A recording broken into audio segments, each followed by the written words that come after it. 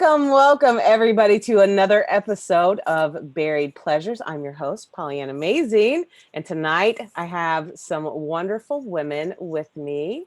Just wanted to remind you that Buried Pleasures is brought to you by Just Some Podcast Media, and we are so happy to be part of that group with Just Some Podcasts for Advanced Practitioners and Nurse Papa, who is amazing. What a sweetheart. And I am Pollyanna Amazing. You can find me at Pleasure Pathways on Instagram and Facebook. You can also find me at Buried Pleasures on Twitter and at buriedpleasures.com. So tonight, what shivers our timbers is Conversations with Jezebel. And I'm going to introduce you now to the Jezebel, Sarah. Hi, Sarah. How are you? Hi, I'm great. I am Sarah. I am the owner and founder of Jezebel Von Zephyr Photography. We specialize in building strong women and helping women see themselves through our lens of unconditional love. Let's see, where do we find us? You find us online, on Facebook at Jezebel Von Zephyr. We also have a couple of different VIP groups there. So if you find our main page, you can usually find our VIP groups are attached to it. We're also at Jezebel Von Zephyr on Instagram and Twitter. Awesome. I brought some friends with me, part of my crew. I want to introduce Miss Tiffany first. She is our lovely hair and makeup stylist, perfectionist, wonderful human, but she also does so many other wonderful things for us. And Conversations with Jezebel is actually mostly her baby. It was my idea. I ran it for about 2 years under a little bit of a different name and different concept. And then Tiffany came on board, and I told her kind of what my big vision was for it. And she just kind of took that and made it magic. So Tiffany. Awesome. Hi, yes. Tiffany. Well, hi. Tiffany. Who are you? What do you want? Why are you here? That. I'm Tiffany again. I do make all the people pretty at Jezebel. Yes, you do. I profess on perfection. Really, truly, that's what I do. I've been doing my job in some capacity for almost 20 years now. Actually, I think it's been 20 years this year. I can officially say that now. I think I've been saying that for about 3 or 4 years now. Mm-hmm. But I can't count, and I really don't remember when I started. So, but it's 20 years this year. I found some paperwork that proved it. Conversations with Jezebel, why we're here. This program, which is actually called our Brand Ambassador Program, it's usually a 6 to 7 month long program where we bring a team of women on, and we bring them through a personal growth journey. And over the years, we've noticed and kind of kept tabs on how women grow through our studio and coming through our photo shoots. And so we kind of morphed that into a large program. And we talk a lot about trauma, and we talk a lot about pleasures and intimacy and how that affects the way that you show up in your life.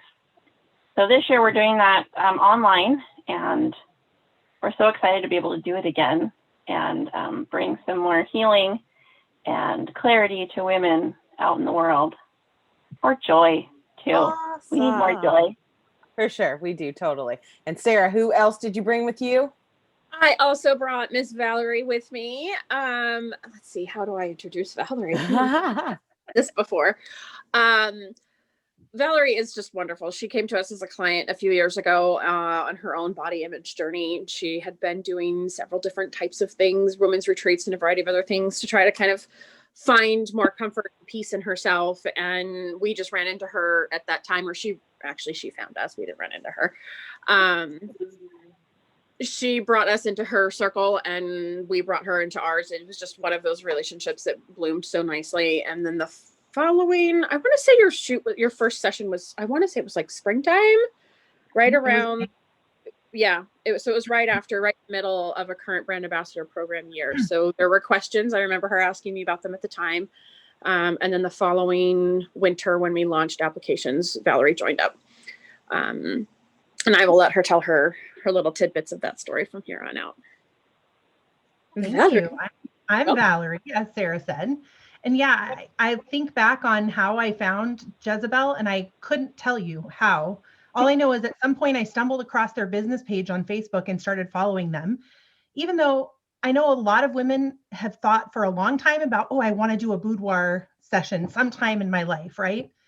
I had never had that thought for myself. I think living in a fat body in this country in particular, that feels like something that's not for us. Somehow I found their page and started following them, and I started to notice that a lot of the photos they post, not a lot of them, all of the photos they post are amazingly diverse in terms of the color, the size, the shape, the age of women that they photograph. And they all had this amazing thing in common, which was that regardless of how each woman looked, they looked just utterly comfortable and beautiful in their skin.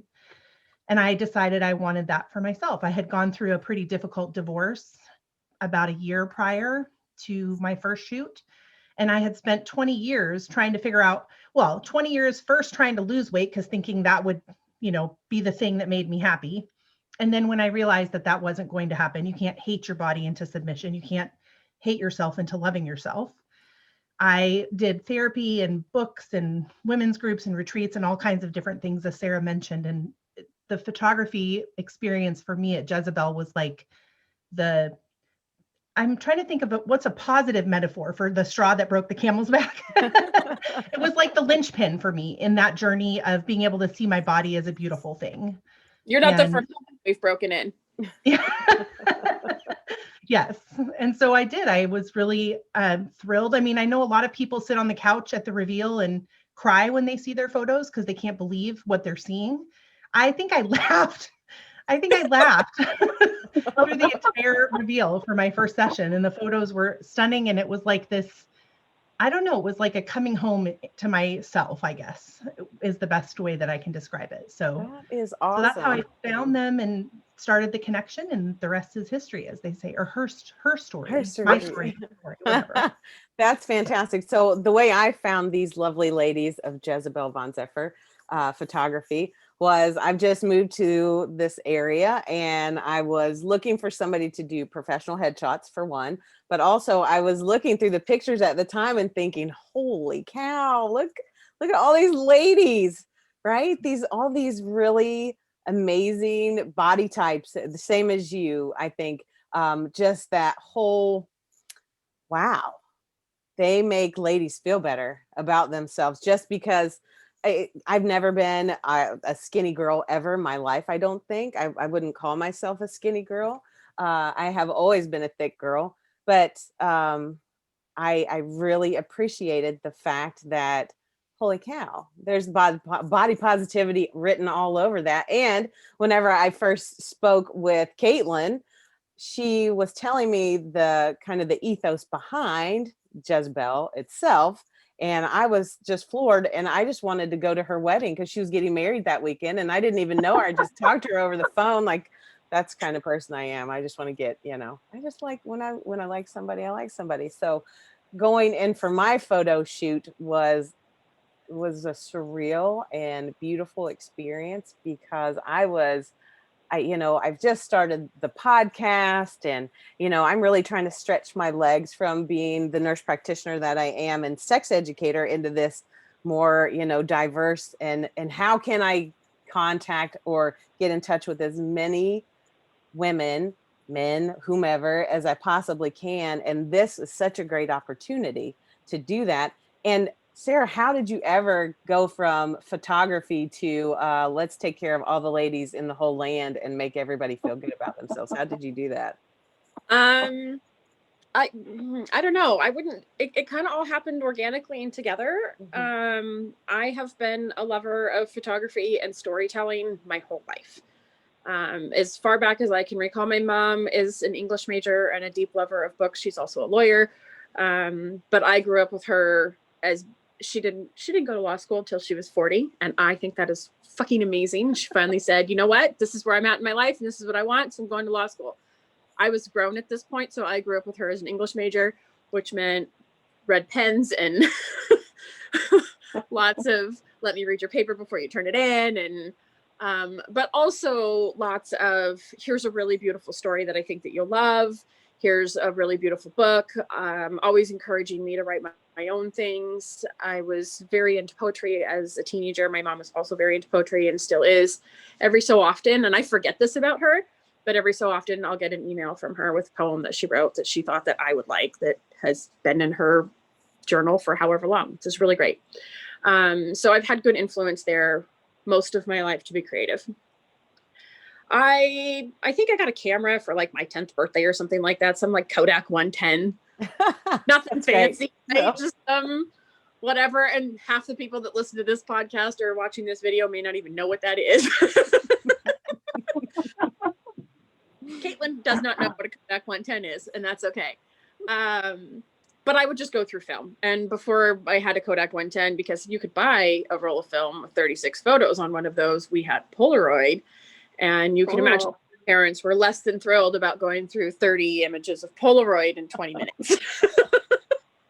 I feel the pain now. The struggle is real because my 15-year-old loves that Instamax camera. Yes. And I promise you, I want every time she's just, she spends so much money on film. And I'm just like, you have your phone. Can't you just use that? And you can edit them and everything. But no. Yeah, I get it. That's awesome. That's yeah. So I was, like OG generation of that. Mm-hmm. I didn't have a phone to just take pictures on. I camera. And so that love just continued to develop and grow. My parents' divorce was pretty nasty. So I do have some gaps in my education, which is why photography didn't become a real big focus for me as a studied art form, if you will, until I was in college. I never got to participate in any of the classes in junior high and high school because those electives, for anybody that's ever taken them, fill up 6 months before and usually the year before. And I went to 9 different junior high schools. So having that option wasn't an option. And by the time I got to high school, I'd already missed whatever. I took photography in college and I just fell madly in love with it. My mom, I attribute a lot of kind of where I've landed in my life as a result of her really being a very strong positive influence for me a lot of the time. She has her own quirks and faults and whatnots. We all do, but my mom very much encouraged me to not only go back to school, but to always be there to help women and to be an inspiration for other women and to try to help them in whichever capacity. One of the things that was so powerful for me as a young woman was watching her and my aunt. I was probably in my very early 20s. They went to DC for the last Women's March. So not the one that we had after Trump was elected, but the one before that. Mm-hmm. 1 million women showed up. It was epic in every way.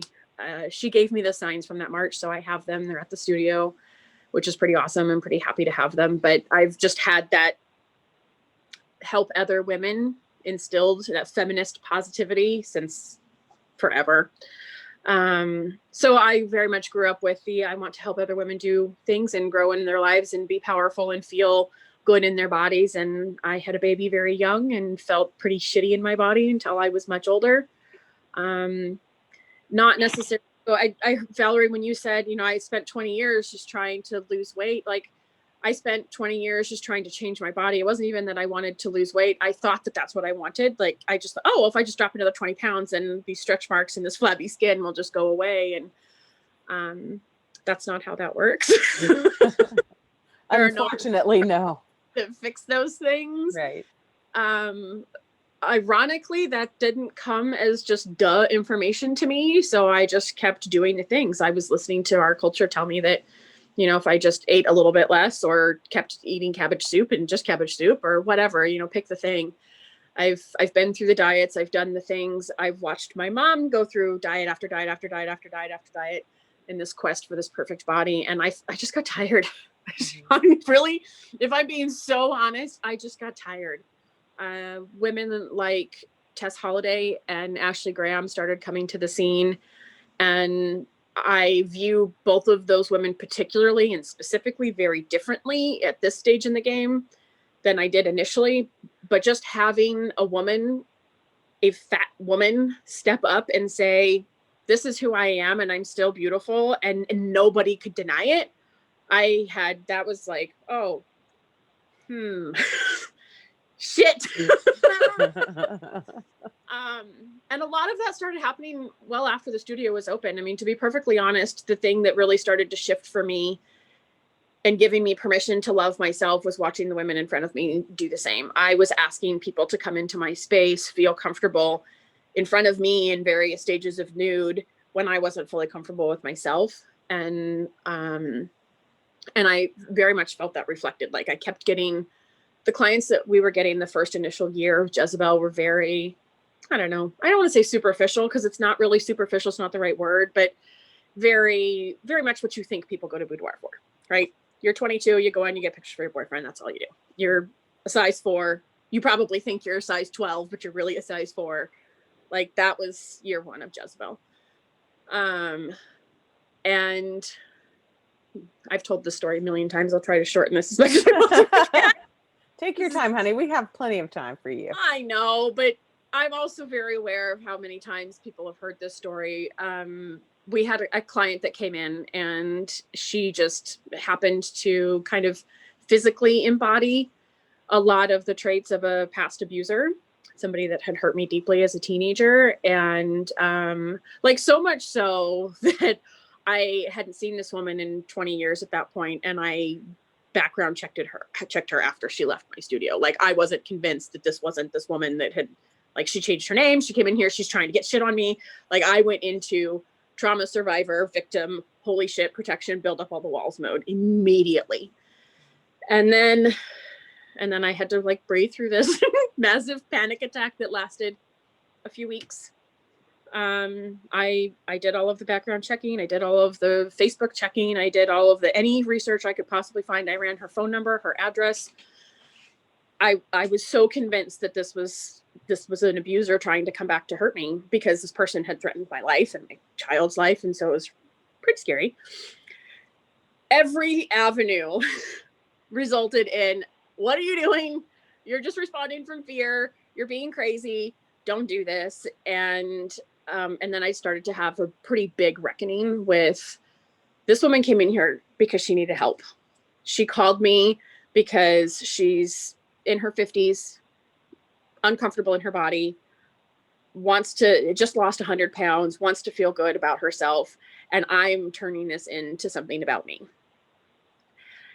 And then I had to just kind of put all of my baggage down for a minute and really just, like, let the universe, I mean, it sounds so cheesy, but I really just had to kind of take the lesson that was being handed to me and process some pain and some forgiveness for myself and for somebody that had hurt me. That was really in that moment that I learned that, and this is part of the thing that we teach in Conversations with Jezebel. This piece right here is, the forgiveness is not for them. It's not for this human that really, really, really hurt me. It's not for her. I don't need her to be in front of me to forgive her. I don't need her to be an active part of my life. I recognize that it's not safe for her to be an active part of my life, and that she still needs to stay at a huge distance, but that I can still forgive myself and her for all of the things that happened, my pieces in it, because certainly I have some of my own, and her pieces in it as well. Because as soon as I could recognize, and here was the real clincher, it wasn't just the way that this client looked, her story was the same. It was, I had this past abuse and this thing happened to me, and everything about what she was telling me, I was like, oh God, I could have, and it was bizarre to me because my brain just immediately went, how can you have empathy for your client, but not for this person that hurt you? And it's because the person hurt me, right? Hurt people. But as soon as I was able to kind of process and pull together that she hurt me because she was hurt and she didn't know any other way, she didn't process her own stuff and maybe never has or will. And that's, again, I don't care. Not my plate, not my circus. It just became so natural. Like, as soon as I could realize and see, she didn't hurt me because she wanted to hurt me. She hurt me because she didn't know any better. And I want to believe that when you know better, you do better. And I do tell myself that a lot, but I also know that sometimes people just don't. Like, they know better. It's too hard to do better and they choose not to. And that's okay too. That's for them over there. So you directly changed the narrative of your own story. Immediately. Because and that's a tough thing to do. Yes. Especially in this day and age when everybody is just walking on eggshells, right? We all have agendas. And we are the center of our agendas most likely. But finding those people who have commonalities with you, like Tiffany, like Valerie, like me, finding other women who are knee deep in the trenches with you makes it a whole lot better. And I'm really impressed with how some people can't get past that trauma ever. Yeah. And it's not like it left you, but you decided to change it into something on the more positive side. And then what happened that you met this awesome chick, Tiffany.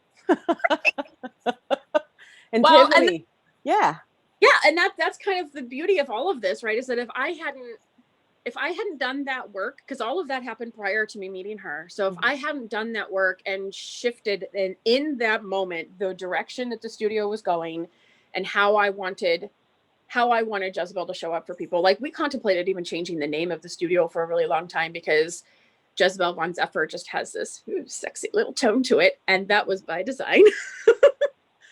Obviously, Buried Pleasures, same. Yes.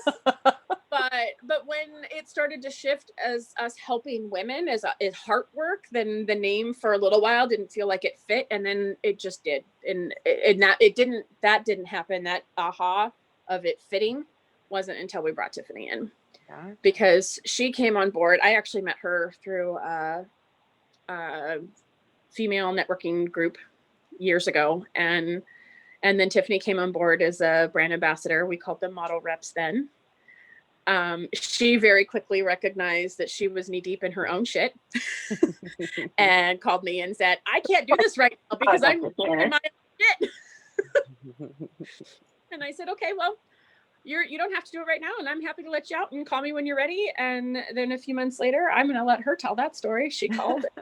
And we started working on creating this beautiful program together at that point. And I really just kind of handed it to her and said, this is what I've started with.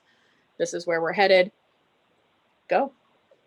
All right, Tiffany, let us know what happened at that point. Okay. I mean, there's so many things that happened. I was at that point in a bit of a transition. In my own personal life, up to that point, I had been a stay-at-home mom for 5 or 6 years, I think. And although I outwardly said, this is working and this is great, inwardly, I just had this tug of war with, this is not great, this is not working. But it was a huge tug of war because all my life I watched all the women be home with their kids and be told that, you need to stay home. They're only little for so long. You can work for the rest of your life. But then not be told, you also need to have a little sanity and be happy as well. Excuse me for just a second. Please go. Apparently they don't know how to knock. They just come in whenever, my spawn. Yes, that's what they do. So, that's right. So at that point, I was really kind of in this whole, well, what am I going to do with the rest of my life? And I'd been in the beauty industry at that point for, I don't know how long, a while. It was almost in the middle of my career when I started having kids. So then it was like, I was kind of getting going and then stopped, had kids, and then home for a while, working whenever I can. And then up at this point, I was really, mentally, I was not well at all. I had several years of undiagnosed postpartum, a little bit of PTSD, some other depression, anxiety, all of the things that go on here that don't make for a very whole person. And I thought that at that point, I was running this women's networking group. I thought that this was going to be great. And I'm here taking care of women because I've always had a huge passion for serving women. And that's why I got into cosmetics. That was my vehicle to do good in this world. And so I thought that, okay, well, I'll stop the cosmetics. I can do this networking thing because it's connecting women and building them and all that. And then I meet Sarah because I needed her services. And at that point, I was also just kind of ready to hang up my makeup brushes and call it quits for good. She shut me down. First introduction, somebody was like, "Oh yeah, Tiffany's a makeup artist. You need to go talk to her." And I'm like, "Oh, okay." And I'm like, "Hi, I heard you're a makeup artist." And I'm just like happy like a puppy. And she's like, "I don't do that anymore." Okay. She didn't even let you down easy, did she? Oh no. In my okay, when I put a boundary up, it's that it's a no, right? Sometimes Tiffany says no. You're the period at the end. It's a special skill I possess. Great. And my kids can't hear it though. I don't know. My kids can't hear it. They think it's like a semicolon or a comma or something. I'll come over. Thank you. Oh no, don't touch that one. That's a solid no with a period. Keep going. So at this point I meet Sarah, and I was doing a headshot event, so I need her and her camera and her expertise. And at that point I was legit ready to just say, I'm not doing makeup anymore. It's just not going well. I can't do this. So I was like 24 hours from throwing away all my kit. I had gathered all of the makeup I had collected for many years, all of it, even my own personal stash. And I put it in my bag. I was just going to throw it out. And I get a message from an old client, like one of my very first clients. So I started in the industry as a Mary Kay lady. So she was like one of my first clients, like first month in the business clients. And this lady, very short part of the story, she was very depressed when I met her. And she had always been a really good client of mine when I did Mary Kay, and always bought things for me. And I was able to do makeup for her daughters for their homecomings, proms. And then we lost touch. And so this woman messages me out of the blue. This couple weeks after I met Sarah, and she's like, I need you to do makeup for my daughter's wedding. And I said, no, I don't do that anymore. And she said, yeah, you do. I need you to do this for me. You're the only person that's going to do this. I was like, I don't do this anymore, but I'm happy to find someone that does, that is as good or better. And she's like, no, you're doing this. This is where we're doing the trial, and you can come and it's fine, and we'll just do this. I was like, okay, fine. Don't tell anyone that I'm doing this, because I don't want the word to get out that I'm doing this again, and just don't say anything. So I go and I do the trial, and it's lovely. And she's like, I have something for you. And I was like, oh, what? She pulls out this little case with this little tube of lipstick. Now, mind you, this client always consistently bought eyeliner and mascara for me, sometimes skincare, little gifts here and there. She bought lipstick for me once in her life. I opened this little package, and it's this tube of lipstick that she bought for me like some odd years ago. So I'm like, oh my God, is this the lipstick that you bought for me? I'm like, she's like, yeah, I really never used it. I was like, and of course I go into like customer service mode. Oh my God, why didn't you tell me? I would have returned it, And she's like, stop yourself. Let me tell you what that tube of lipstick has done for me. She said, I bought this tube of lipstick because when you made me try it on, kindly made her try it on, she's like, I felt more loved and more pampered that day than I had felt in many, many years. She had just gone through a nasty divorce. She was very, very depressed. And I was the first person to see her after many, many months of being shut in her house. Like, I remember when I got to her house that day, her curtains were all drawn. She had sweats. She looked like she hadn't really showered in many weeks. She's like, you sat with me for 3 hours and we just talked. You didn't pressure me to buy anything. But I felt more love that day than I had ever felt in a very, very long time. And any time that I've ever felt depressed or worried or anxious or anything like that, I pull out this tube of lipstick and I remember those feelings that day. And of course, I'm like a blubbering mess at this point. And she's like, I want you to have this tube of lipstick because I know you're going through some shit. And I want you to remember how you affected my life. And I want you to go back and think about the decision you're about to make. I was like, yes, ma'am. Okay. Thank you, ma'am. Still blubbering mess. I'm starting. And so I'm then I ready to think cry I- now. Teary every time you tell me. Right, I'm getting ready to cry about this right now.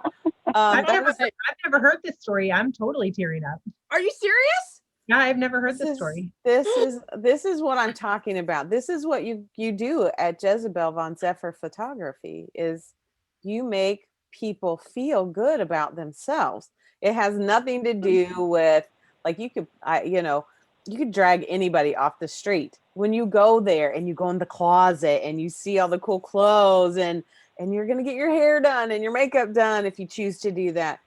You just feel like a pampered woman. And how often in a day do we ever get to be pampered? Honestly, it's a get up, get the kids together if you have them, or if you have dogs or cats or whatever, you have to take care of all that business, and then you're off to work, and then you're working all day, and then you're trying to eat, and then you're trying to sleep. And how is it that one moment in that closet trying to pick out all those clothes, or just even the thoughts of you guys picking out the outfits or whatever you have in your mind that you want to formulate as your plan of action to go in there, it all goes away whenever you say, hey, how are you feeling today? What are you feeling like today? What kind of music do you want to hear today? Are you feeling pretty? Are you feeling badass? Are you feeling like you just want to throw down? Do you want leather? Do you want lace? Do you want nothing? Do you want some feathers, a little gold, a little silver, whatever? But you have the ability, and you hit the nail on the head, Tiffany, when you said it. We don't know what people may get from what we're saying or what we do or an action or a thought that we've conveyed to somebody else, how it really changes their life. And what a great fucking thing that you did.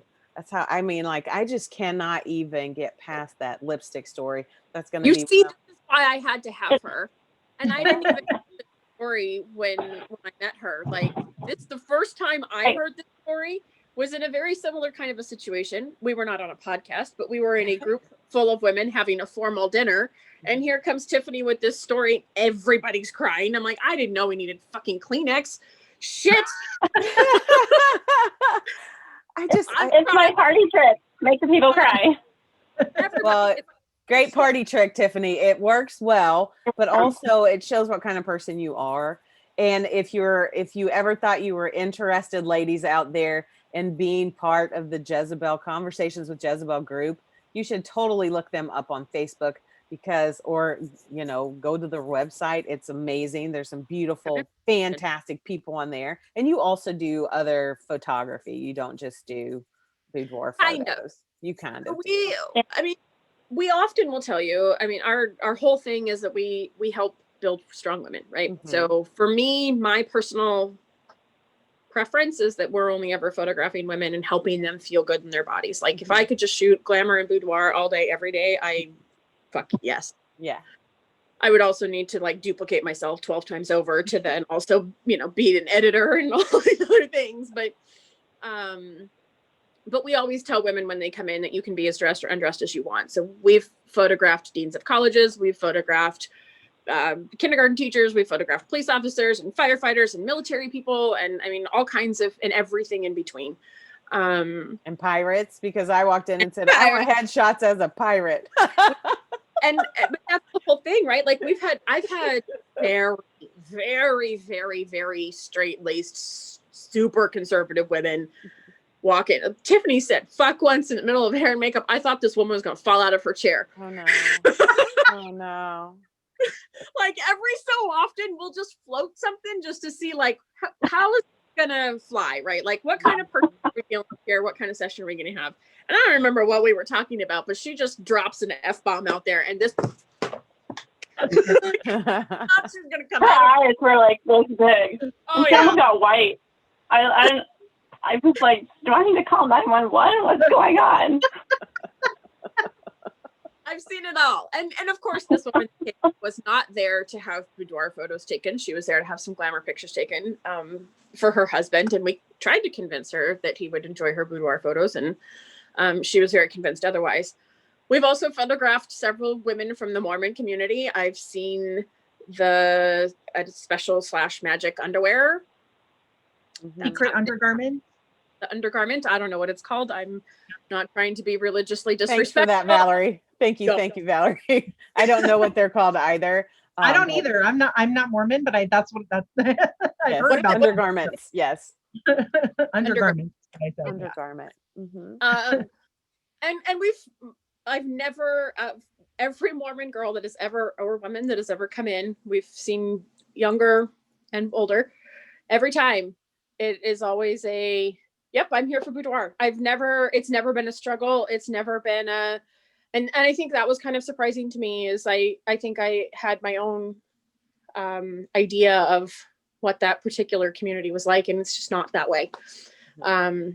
They're not as straight-laced as they come across. It's just a very private, intimate thing. And for them, it's very personal. So it's not necessarily that they're not having, I think there's a lot of assumption that Mormons aren't having any variation of kinky sex, and it's all kinds of vanilla all the time. And I'm just here to tell you that ain't true.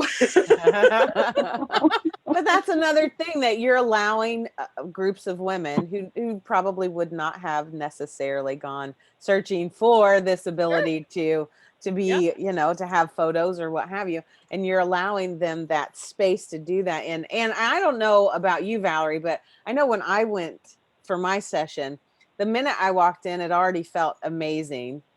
The minute I walked in, the velvet rope, the curtains, whatever, like it was just like, yes. Because in your mind, when you're meeting new people and that sort of thing, and you're about to get naked in front of them, sometimes getting naked in front of strangers isn't exactly on the top of everybody's list. But being a female and being, having that strong, you guys have such a good energy in that, in your studio.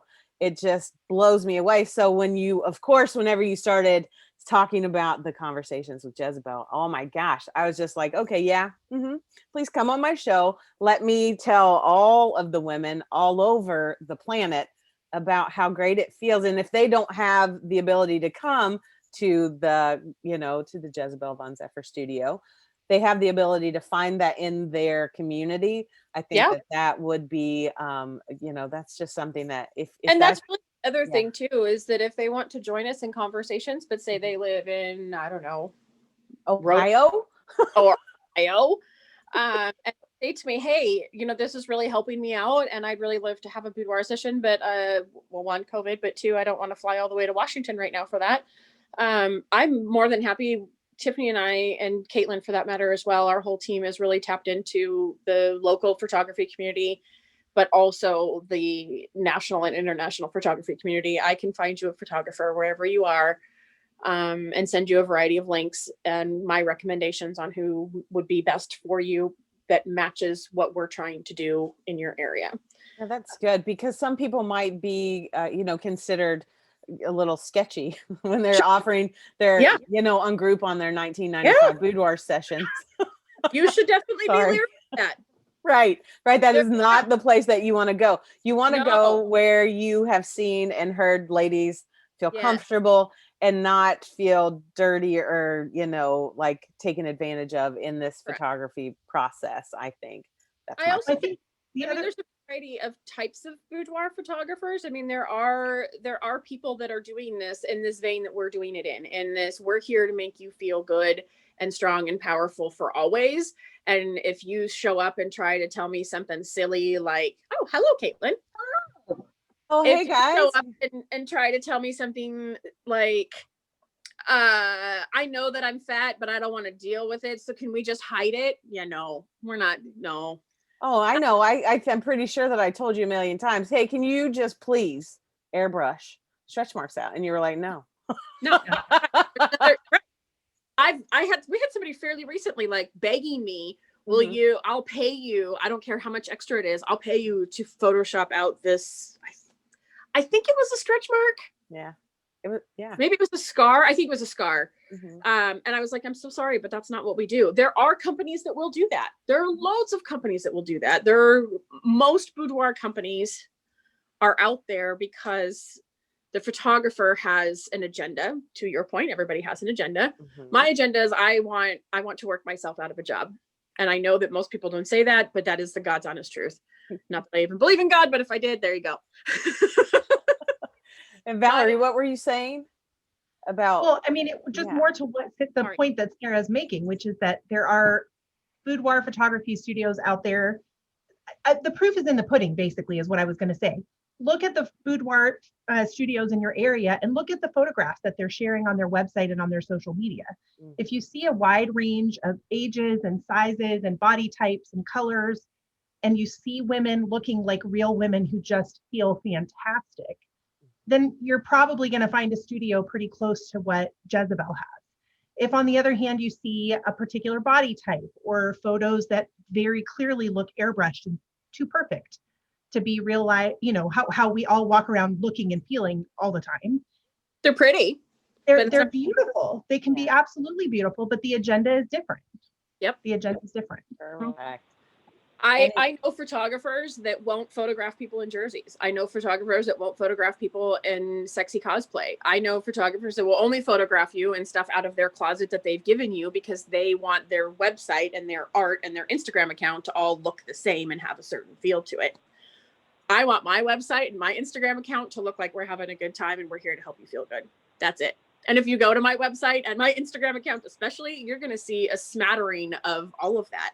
You're going to see things about, be fat positive and Black Lives Matter and immigration is important. And you're going to see us stepping up into social issues and things that actually improve society as a whole and help all women feel strong and powerful everywhere we go.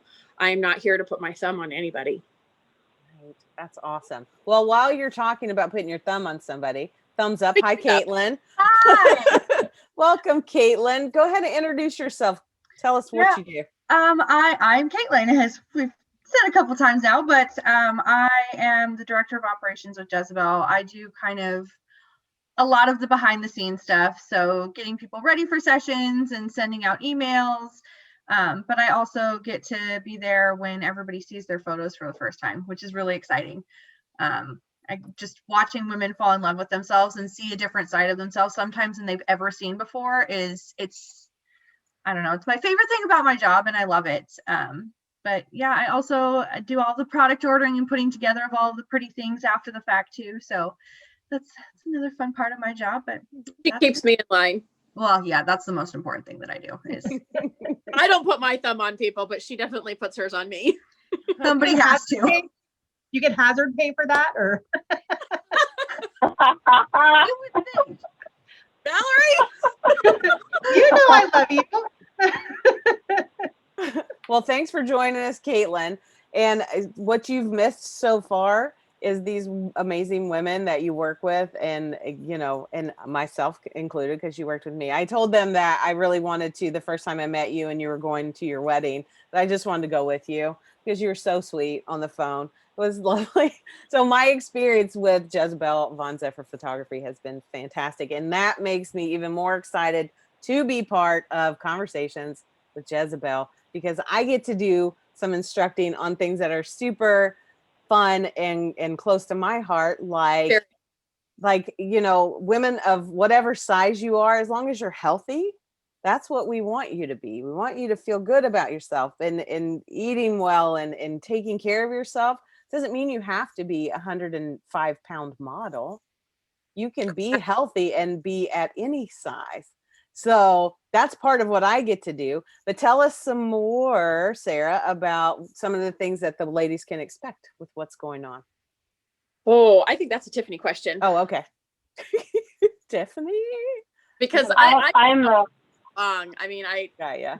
My short and sweet version of that is I think there's a lot of women that are, and the beautiful thing about this group, I'll do some of the high points and then I'm gonna let Tiffany really talk about the guts of this, because this is her baby. Some of the higher points of this is if you are in the middle of a reckoning, if you are trying to deal with a dual type of, I think one thing and my life is existing in another, if you are not having satisfying sex, if you are uncomfortable in your own body, if you change your clothes 12 times before leaving the house in the middle of a pandemic to go to the grocery store, all of these things, you need to be in our group. Wait, if you're wearing pajama bottoms currently during a podcast, then you can totally be in this group. I mean, I just don't even know why you're calling me out like that, because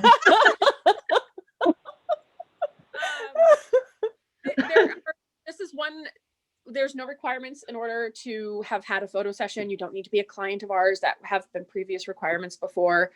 You can jump in and out. It's $25 a month. So if you want to join us for 1 month and hang out and do some in-depth work, and then maybe next month you don't have time for it, bail next month and then show back up in March. It's totally fine. You might miss some things, to be fair, and Tiffany will talk a little bit about that. The program is definitely designed to stack and learn one on top of the other. This month we're talking about telling our stories. And so it's been really fascinating to watch people in that group. And you can see the people that have been through a little bit of this with us before, or that know us and have been through our process and have seen kind of, and know what we're expecting from them.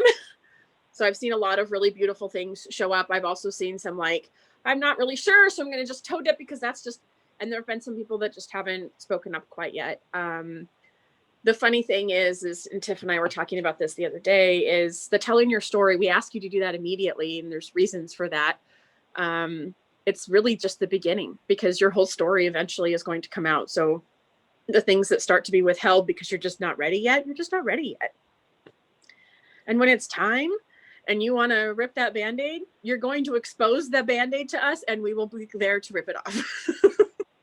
Right, because that's what we I think do. a lot of people think that there's this, these women are going to come in, they're going to attack me, and they're going to make me do all of this hard work. And the truth is we can't do that unless you ask us to or show up to do it. Mm-hmm. But the meat and bones of all of this, Tiff, what we got? Yeah, let's talk about what's the lineup, Tiff, if you don't care, or any part that you're most passionate about would be great. I'm most passionate about all of it because I've been through it, and I know how it is on the other side.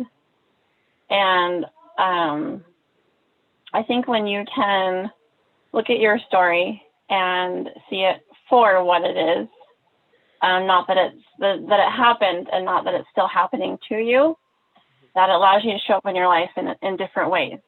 And that's really kind of what it's all about, is you showing up in your life as your most true, authentic self, and not bringing everyone else with you, because there's a lot of parts of your story and people that you bring with you that just aren't invited to this party that is your life. And why bring all these Debbie Downers to your party when they're like physically not even here anymore? They probably don't even care that you exist anymore. Why are you bringing all of their ideas and their lies and their stories about you? Why are you bringing them to your current life right now? And for us, it's stripping all those things away in a safe and comfortable, well, maybe not comfortable, kind of Sarah likes to lead people to the cliff, and I'm just like, here, just try this. And I'm the pusher of the people. Valerie's been through this a couple of times. We will never, we will never take you to the edge of the cliff, shove you off of it, and not give you any sort of help. Never. Oh, no. I've never asked. It's more like you jump. We can always see. Yeah. It's more like a tandem skydive or whatever, metaphor we want to use. You guys are holding our hands the whole way. Mm-hmm. We have this knack for knowing when there's more to a story and it's not all out yet, and we just want you to get it out, because we want you to really see what's there. And part of this process is, of course, the photo shoot part of it, because you're really physically seeing this change, this metamorphosis. Also, to being able to tell your story, get your story out, figure out what your story is, what has actually happened to me, why am I like this, why do I think this way, why do I react this way, how can I respond and not react. And when you talk a lot about our mean girl, that voice in the back of your head that keeps going, sometimes she's driving the bus, we don't want her. Yeah, we don't want her driving the bus anymore. We talk a lot about shame, vulnerability. We talk about reclaiming your body. What happens after you have this transformation? A lot of women come to us and they've been through big transformations in their life, whether it's, great weight loss, whether it's a divorce, whether it's, a huge change in their life.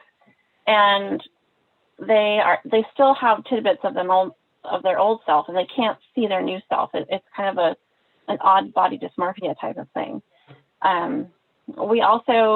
We focus a lot on looking at your body just as it is, and getting to body neutrality, not jumping right into body love, because we don't love our bodies all of the time.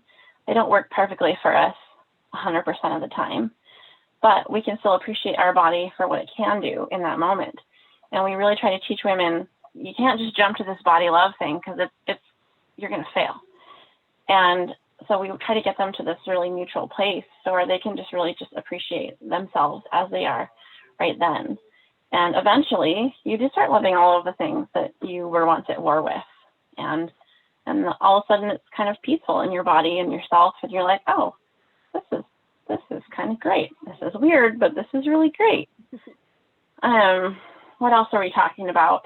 A great example of we wrap it up today, like this just recently happened, is somebody had commented and said that they try really hard not to focus on the negative parts of their story, because they just try to stay positive. So they don't think about the negative things and how those are affecting them. They just compartmentalize and put them somewhere else, so they don't have to think about it, because they're a very positive person. And I saw this comment come through, and I know a lot of people feel this way. I know this is a very normal way of being. And I know this because we hear it all the time. But of course I see this and I just kind of went, oh no, I'm gonna just let Tiff, she's gonna see that and have some stuff to say. And everybody sitting here knows that she did. And of course, Tiffany and all of the beautifulness that she is, not an hour or so later, of course, getting a notification that Tiffany's commented on a post I've been tagged in. I go back and I look and I see her comment, and it's the simplest form of advice. And it's just, sorry, that's not an option. The only way out is through. You can't just put this over here. You got to pick it back up. We get to tear it all apart and you get to go through it. And she just, eventually this woman was like, oh, you're right. Okay. But it's the hard, it's so hard to go through it, and it feels a little alone, and you're never alone. We show up in spades. I mean, we've had mentors for this program for many years for this exact reason. We have people that come in that are helping the new class with the old class. I think I would like Caitlin to talk about Unwritten. Okay. So I wish I would have known we were going to chat about this. I would have grabbed my book. Perfect. So Unwritten is a really cool event that we do every year with our brand ambassadors. That if anybody was wondering, eventually ends up in this wonderful book. But we get together, and oh man, wouldn't that be special to be able to do right now? I wish. But we all get together usually in the summer, because we strip down to our bras and panties and just spend some time. Oh, very cool. There we go. Just spend time together as this group, and really dig into the nasty things that we have either told ourselves our whole lives, or that other people have told us. We stand in a big loving circle and take turns reading these things that we have written to ourselves. Everybody has taken some time beforehand to spend 5 minutes and write down all of these nasty things that they've said to themselves, that they've heard said about their bodies their whole lives, and then takes another 5 minutes to write all of the great things that their body has done for them and all of the things that they love about themselves. And we stand in this circle and we take turns reading. Someone will read somebody else's mean girl and the horrible things that she has to say, and then someone else will come back in and bring the group up with the nice girl and the things that she has to say about our bodies. And one of the most special things about Unwritten is that all of the mean girls are saying basically the same things. That, you're not good enough, you're too fat, you're never going to do whatever it is. But every time we read something that the nice girl says, it's something completely unique and different and special about that person. And seeing that realization go around the group is just such a powerful moment, that we all have these same things that we're holding on to that are terrible, but we all have these wonderful individualized things that are so great about us. And it kind of really helps you flip that script in your brain once and for all, that this is not my baggage to carry around. This is what everybody else is hearing too. And I need to hold on to these things that are really great. Truly authentic. That's, I mean, like we throw that authentic word around quite a bit these days, but that gets to the root of the issue. Authentic. I love it. Keep going, Caitlin. We get right into this. And so the things that you're seeing, so the pictures that I was showing you with the words and stuff on it. Remember, you're on a podcast too, though. So you have to describe the pictures you're on the podcast. I'm so sorry, because you guys here with me can see it. That's right. So the pictures that I'm sharing. So after we stand in the circle and each person reads a nice girl and each person reads a mean girl, it's all anonymous. Just throw that out there. I don't know whose beautiful words are in my hand, but they belong to 2 different women. And we're all in our bras and panties. And then once all of that is done, we grab markers and we write nice words that we see in that person upon their bodies. The last time that we did this, we were actually at Valerie's home. She volunteered her space for us. And so some of the pictures, there's pictures of a lady's arm and it says Wonder Woman on it. Another one says girl power. Her whole back is covered. It says powerful, strong, warrior, brave, fierce, adventurous. I'm sorry, flipping pages. I love you, written right across her belly. Lots of hearts right around the tummy. Brave, I love you, powerful, warrior goddess, beautiful ass. Leader, inspiring, bold, goddess, sexy. And then you get to go home covered in all of these words, and your spouse or whoever is there with you gets to see this, and it's another story you get to tell. Or even the people at the grocery store on your way home, that you're out there with all of these things. And I've several times been out after Unwritten and had, people giving kind of funky looks, because it's not exactly normal to walk around with all these great things written on your body, but it's a great way to open a conversation and chat with people about it. And it's always such a good time. So the other thing that happens at this event is we take photos, and everybody has a mat. This one is mine, has my name on it. We put these out and everybody's names were written up at the top. This is Tiffany's beautiful handwriting. And then it is your job to find a beautiful colored marker and leave a lovely note for each lady that's there. So everybody has one of these. And then I take them all home. I edit a bunch of photos that we took that day. And then these all get mailed out along with your book. That's awesome. I can, if you want, I'm happy to read some nice girl things. Hey, that would be fantastic. Let's do that. We don't print the mean girl things in the book because they're mean girl things. Right. But we didn't know there was going to be a book for the record, the BA, the brand ambassadors each year. That's a really well kept secret. So we did not know that there was going to be a book until we were given the book at the banquet dinner that they hold at the end of the brand ambassador term. So after Unwritten is over. And one of the things that I'm holding up a little collage here that Maddie made, actually. I love that. The photo of all of us on Unwritten Day. And then for each of us individually, she found other photos we had taken by Jezebel and then put them on a nice cardstock and made photo collages for us. The connections that we made with the other brand ambassadors, that was the whole reason I did it. And I benefited in a million different other ways, but I will never forget going through that with those ladies. Well, and that's something that we didn't necessarily plan, that every year the brand ambassador groups have gotten closer and closer.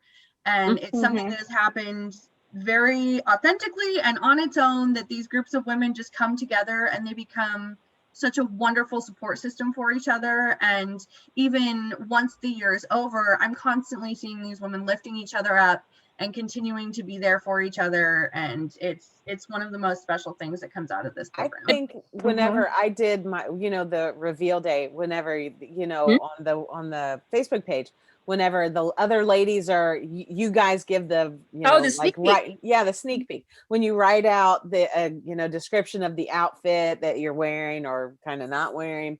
And then there's a chance for other women to jump on and say, hey, holy cow, you look gorgeous. This is such a confidence boosting thing that you do.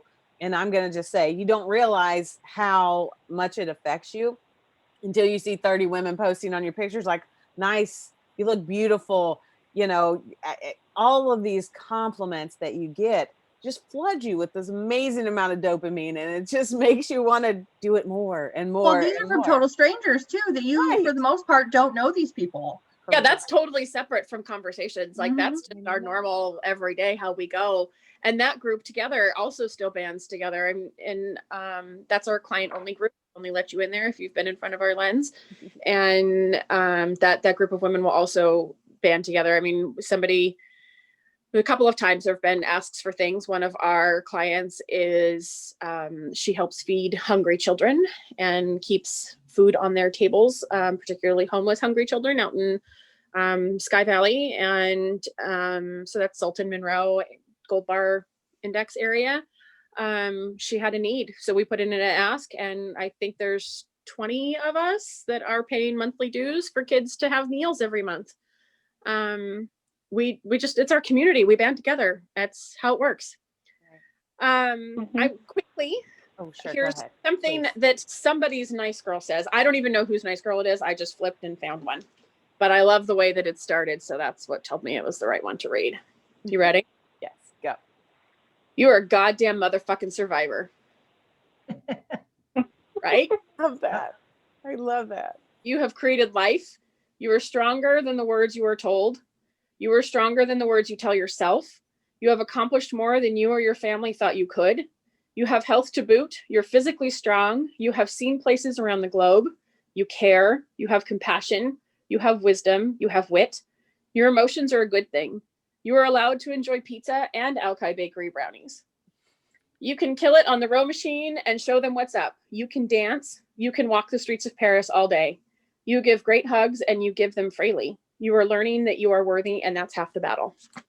That's amazing. And if that resonates with any of you listeners out there, please, by all means, take it. Yeah, take it. Join us in reveling in the fact that women are strong, and we've got each other. It's just that whole period of time where you think like high school and that sort of thing, where the mean girls are, and social media and all of the things that we get thrust in our face in this day and time about the weakness or the whatever these words are that make you not feel as strong as you are. Well, fuck that. We are strong. And listen, at this community of wonderful and amazing people that I fell into just by luck out here in Washington after leaving all my friends and family back home. I'm telling you, I feel so much joy, and I'm so elated that I met you guys. And this has just been the most amazing journey that I've started just because of you, Sarah. Thank you. And Caitlin for getting married and making me talk to you on the phone a couple of times. I'm so sorry. But that's one of my favorite things that I get to do is just talk with all of our clients and get to know them. And it's great. It is great. I bet if Pollyanna would have shown up at the wedding, it would have been okay. Yeah, it's just throwing that out there. I'm just that kind of weirdo. Yeah, by history, I'm just that kind of weirdo that whenever I finally meet people that I just want to be, I might be like a mini stalker. I don't know. But just once you're there for always. Right. But I have such love for great communities of people who are trying to help other people. We're not just, out here for ourselves to look pretty, which, by the way, if you ever get lucky enough to see my boudoir photos, I look fantastic. And I'm so flippin' happy that I look like, for the first time, I was able to sit in front of strangers and be as naked as I wanted to be, and felt as comfortable as I wanted to be. And as, honestly, it was a loving environment that obviously I don't usually have people on my show to talk about them. I like to talk about me and all the things that I like to do, but this is a fantastic group to belong to. And I'm so happy to have found you ladies. Awesome.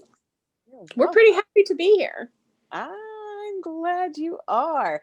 So wrapping up things a little bit, is there anything, Sarah or Tiffany or Valerie or Caitlin, that you would like to put out there, take turns and and let's talk about it.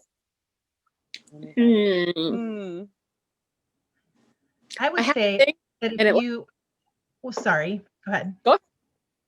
Okay, I'm going to go. I'm just going to say that I would say that if there's any part of this that sounds interesting to you, but you feel like you're not ready, it's not your type of thing, they're too far away, everybody's going to be younger than you or thinner than you or older than you or whatever, if any of what you're hearing tonight is making you feel like I really want that, but for some reason I can't have it, that probably means this is exactly right for you to participate in a program like Conversations with Jezebel. And I can't imagine anybody regretting it. Me either. Agreed. And everybody's from a different walk of life too, right? Like not everybody.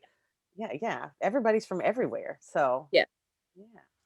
That is one of the cool things about Conversations is that you don't physically have to be here in order to be part of this program. We can expand our help a little bit further, which is really, really beautiful. We haven't been able to do that before.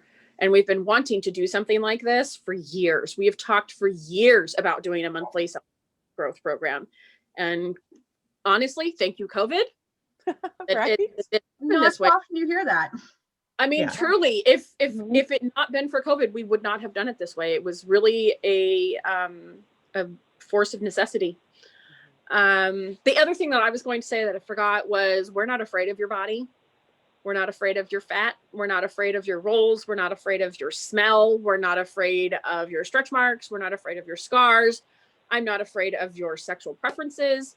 I'm not afraid of your ball gags or your whips or your chains or I'm not afraid of your pimples. None of it scares us. We've seen all of the things. It's all great. It's all welcome. It's all beautiful. It's all unique to you. That's one of when people come to me as photographers and ask me, and I see this a lot in groups, like, well, what would you recommend? I have a plus size, client tomorrow, or I'm shooting this tomorrow and it's the first time, and somebody's telling me I need advice or pictures or whatever. And mine is always, don't be afraid of their fat. Always. If you're photographing a woman that is coming to you and she's saying, I'm afraid of my fat, and most women, no matter what size they are telling us that, I'm never afraid of it. And I will work right around it. But I also won't ignore it. Like, it's not, you're in mid-session and your panty rolls and you go to fix it. There's no need. We dress you. You can just stand there and be a goddess. We'll put your shoes on and your stockings on and or your garters. Boob pops out of your stretchy thing, whatever. Tuck it back in. Fluff my feathers. Yeah. We are not afraid of anything that is coming from you, because it all happens. We're all girls. It happens to all of us. It's okay. It's okay. I had somebody start their period mid-session, totally naked. And she's like, oh, fuck. I'm like, dude, it's fine. It's fine. It happens. Right. And that's something that I think that you are doing, is bringing together that ability for that community for women to feel comfortable in. And it's such a breath of fresh air, especially during all this yucky stuff that's going on in our world around us. And thank you, COVID. That's all I say. I mean, you can talk as bad about it as you want. I know that there are some terrible things that have happened based on COVID, but there are also the wonderful things that are coming from that terribleness. It's just amazing. And I so much appreciate y'all for this. I appreciate you. That was my closing words. I don't have anything else. Okay. Tiff, anything that you want to say before we go? I think one small thing, that if I had one wish for all women, I would want them to experience pure joy, acceptance, unconditional love, even if it's for 3 hours in their life. They can take it forever, and they can take it with them if they want to, but even if it's for only the time that they spend with us, I want them to make sure that they feel like the most special woman on the planet for those 3 hours, for the time that they spend with me. That is what I wish for every woman. I want her to have that forever. And like I said, they can take it with them and do what they want with it. They can go out their door and go back to their shitty lives or whatever. Or they cannot. They can make other decisions and move on and be super great and show up in their life in different ways. But for those hours that you're with us, I want all women to experience that. Right. And just at least once in their life. Just like you said in the beginning, when that woman handed you that lipstick, you never knew what kind of you know, what you did for her. You had no idea how you affected her, and look what happened. And it's beautiful. I love it. Like, that stuff makes me cry. I'm gonna Yeah, stop. you missed it. Told the lipstick story at the very beginning. Oh Val, yeah, That's always a tearjerker every time. the Such a total good tearjerker. Caitlin, do you have anything to add? I don't think so. I think that these ladies have really kind of summed up the gist of all that we are really well. Totally. And Valerie, anything else? Nope, I covered it. All right. Well, guys, it has been an honest to goodness pleasure to have you on here. I am so happy to be part of this group and to learn and love you all just as much as I know I'm going to. I cannot wait. So, guys, thank you again for being here. If you guys want to check out JezebelVonZephyr.com, you can find all these lovely ladies on there, and on Facebook as well. Jezebel Von Zephyr on, is it photography on Facebook as well? Sorry. Yep. Okay. Jezebel Von Zephyr photography on Facebook. And if you want to join conversations with Jezebel, check that out as well. Thank you again. I can't say it enough. I love you guys. I appreciate you so much. And we're out of here, right? All right, ladies, have a great night, everybody. You Take too. care. Bye. Thank you. Bye.